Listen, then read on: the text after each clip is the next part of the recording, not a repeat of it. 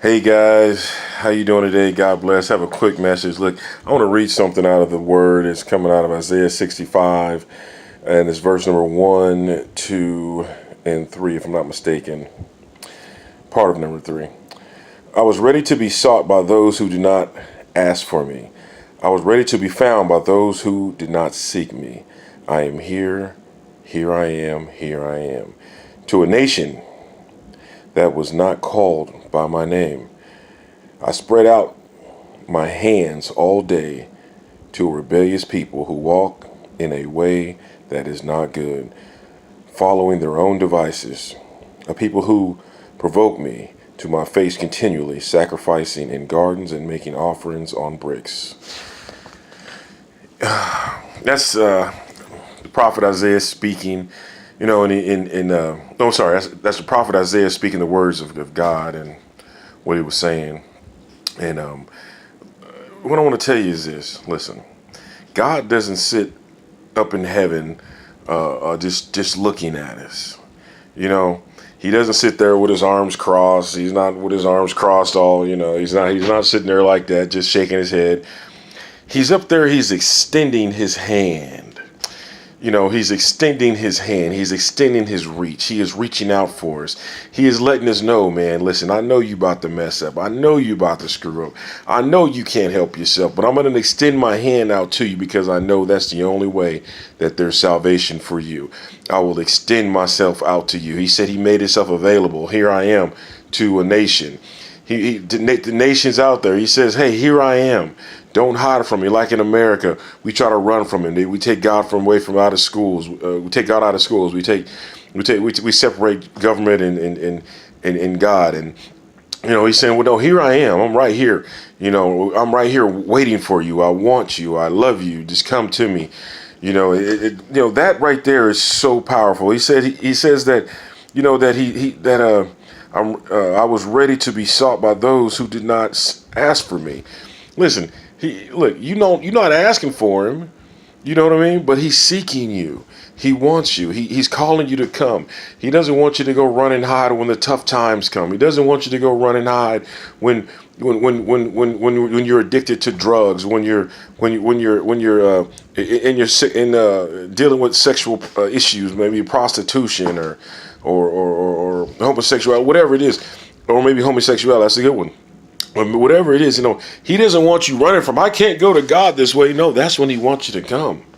So he wants you to come because he wants to show you his everlasting love. He wants to show you the type of love that he can give to you that you've never, ever in your entire life ever been afforded to be able to receive.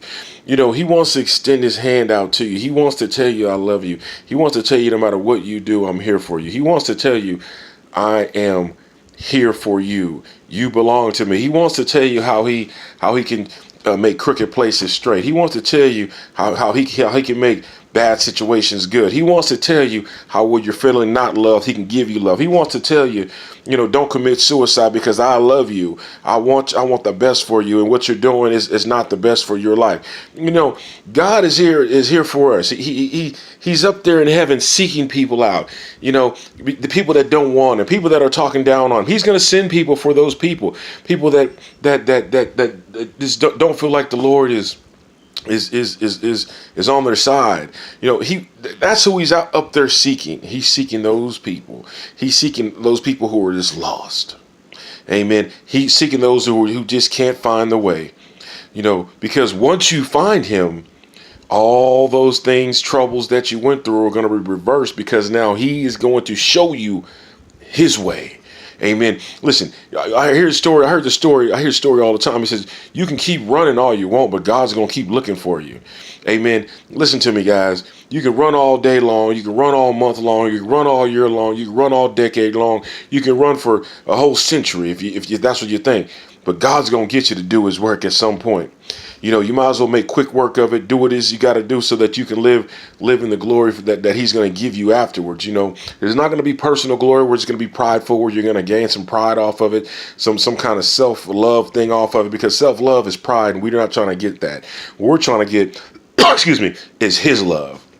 What we're trying to get is for him to extend his hands out. You know, his reach is enormous. You know, his reach is all over. You know, I was watching a well-known preacher from Australia talk about how his church, how their reaches around the world, man. And that's one of the channels that I always watch, and I stay glued to it because it's a good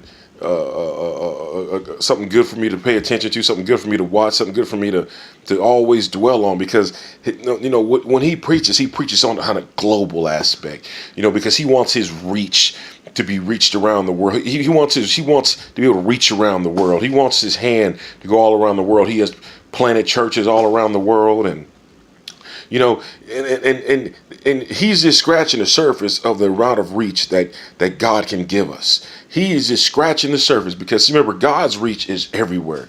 You know, he can reach you anywhere, anytime, anywhere. It doesn't matter. You know, so when you're going through these tough times, when you're going through these troubling times, when you're going through hard times, just know that God can reach you. You know, he may send me, he may send another person, he may send, ain't no telling who he was going to send, but he's going to send somebody, because that's how big his reach is. And when you're feeling like suicide is the only option, when you're feeling like selling your body is the only option, when you're feeling like stealing, murdering, lying, what is the only option, God's going to send somebody to change your circumstances. You just got to be ready and willing to accept it, because he's sitting there, like the word says, with his hand, extending it out to those who don't want him, saying, here I am. Just accept him. Until next time, my friends, God bless.